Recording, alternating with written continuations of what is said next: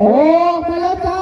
โอ้มาแล้วครับพี่น้องทีมเรือที่ครับมาดูสิว่ารอบสุดท้ายในประเภท4 ลำดูสิว่าสายนอกแบบนี้ห่วงน้ำแดงเรือจากบ้านกระสังนะครับเรือเทพศักดิ์สิทธิ์ปีนี้จะพิชิตแชมป์ได้ไม่ได้ไม่รู้ต้องขับใจพระเอกนะวะจากบ้านจากเก่าศักดิ์ศรีเจ้าภาพเอาละเว้ยเที่ยวนี้ช่วยจะตกเป็นของใครไม่รู้เพราะว่ารอบนี้เป็นรอบรองดูสิว่าศักดิ์สิทธิ์บอกไม่ยอมขอสู้เลยพระเอกนะวะภายแรงแสงไม่ไล่หมดเลยมีฮะยี่โล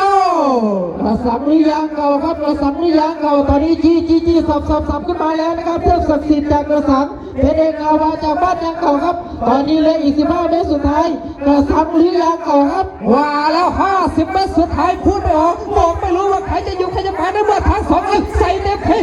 ที่ไว้พระเอกนาวากับศักดิ์สิทธิ์นาวา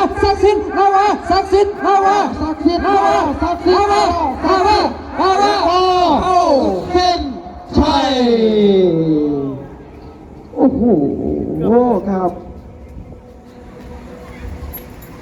ขออนุญาตเช็ค VAR สักครู่นะครับเพื่อให้เกิดความยุติธรรมในการแข่งขันครับทีมที่ชนะได้แก่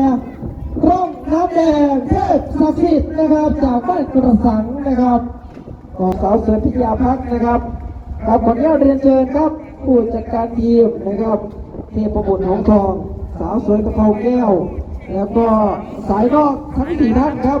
เรียนเชิญกับฉลากก้องน้ำด้วยครับเรียนเชิญครับ